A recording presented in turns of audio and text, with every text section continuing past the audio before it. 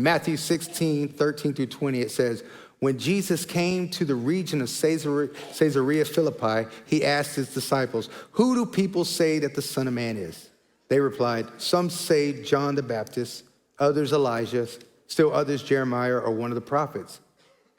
But he said, but you, he asked them, who do you say that I am? Simon Peter answered, you're the Messiah, the Son of the living God. Jesus responded, blessed are you, Simon, son of Jonah, because flesh and blood did not reveal this to you, but my Father in heaven. And I also say to you that you are Peter, and on this rock I will build my church, and the gates of Hades will not be able to overpower it. I will give you the keys of the kingdom of heaven, and whatever you bind on earth will be bound in heaven, and whatever you loose on earth will be loosed in heaven. Then he gave them, the disciples, orders to tell no one that he was the Messiah. This was the church he was building.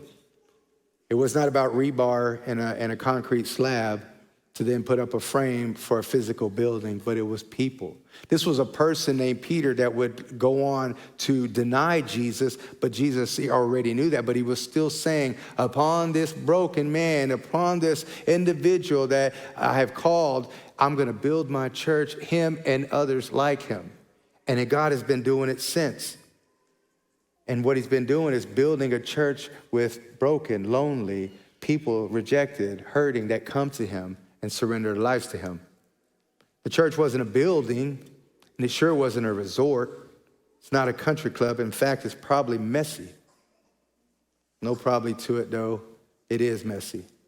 Messy but powerful, right?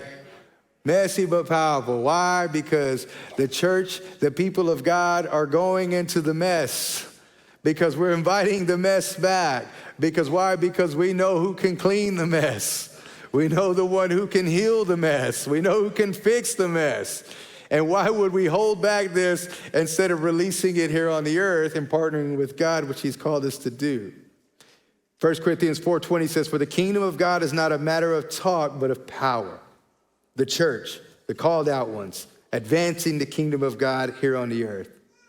As I mentioned, God taking these broken, lost, and lonely people and bringing them into a family and giving us the keys. God giving us keys of the kingdom to do so. Divine authority and access that God is giving us.